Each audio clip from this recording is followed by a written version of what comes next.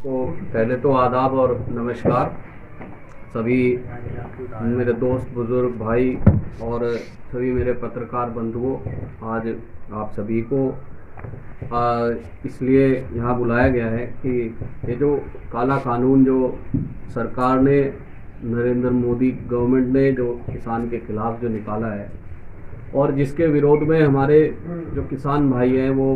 लगभग 2 महीने होने जा रहे हैं, वो वहाँ धरने पे बैठे हैं। और इस लड़ाई को लड़ते लड़ते लगभग हमारे 60 किसान हैं जो शहीद हो गए अब तक। और सरकार के कान पर जू भी नहीं रहेगी। और जिस तरीके से जो ये काला कानून लाया गया है,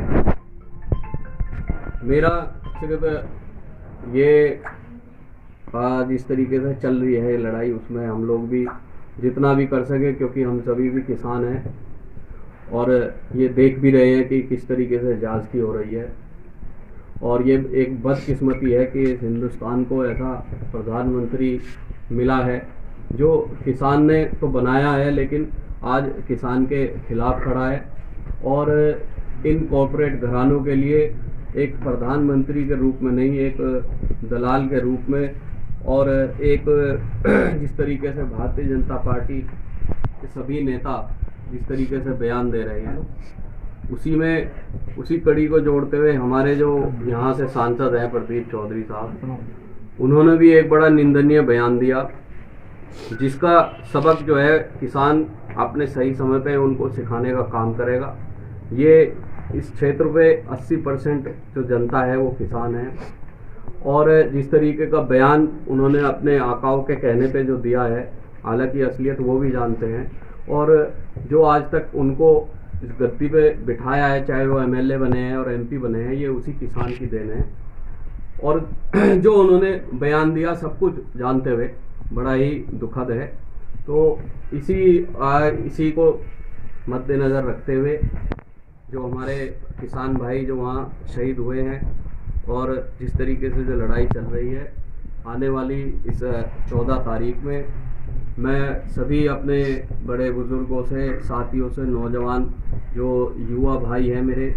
उन सभी से ये कहना चाहता हूँ कि आने वाली 14 तारीख में हम लोग एक काले दिवस के तौर पे इस सरकार का विरोध करेंगे। और उसमें हम लोग सब काला कुर्ता पजामा या काली पैंट शर्ट, पठानी सूट होता है, या जो भी जैसे भी जो जिस भाई पे नहीं है वो कुछ ना कुछ एक काला रंग दिखा के जो है इस विरोध में शामिल हो सकता है। और उसमें ये है कि हम लोग वाया ट्रैक्टर या झोटा बोगी जो किसान की सवारी है उससे हम लोग गंगो जाएंगे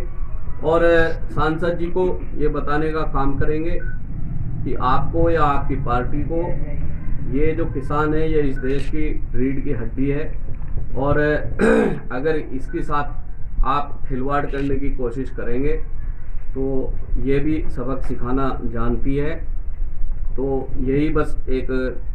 ये है कि 15 तारीख में जिस तरीके से लगातार जो बैठकें चल रही हैं और उसमें सिर्फ सरकार द्वारा लॉलीपॉप दिया जा रहा है, क्योंकि हम लोग ये सब जानते हैं कि जिस टाइम पे ये 2014 में जब प्राइम मिनिस्टर के कैंडिडेट के लिए एक जद्दोजहद चल रही थी भारतीय जनता पार्टी में, हम सभी को अब ये सुनने को मिलता है कि उस टाइम पे इन्हीं कॉरपोरेट घरानों ने ये कहा था कि हम लोग चंदा या फाइनेंशियली पार्टी को अडानी या अंबानी द्वारा तभी हम लोग सपोर्ट करेंगे जब नरेंद्र मोदी कैंडिडेट होंगे। और आज वो वही जो है उनका बदला उतार रहे हैं। और आंख बंद करके जिस तरीके से जो चल रहा है हिंदुस्तान में, आज मेरे ख्याल से ऐसा कोई विभाग नहीं जो उन्होंने इन्हीं कॉरपोरेट घरानों के हाथों बेचना दिया हो। और आप और हम अच्छी तरीके से ये भी देख रहे हैं कि किस तरीके से हल्के हल्के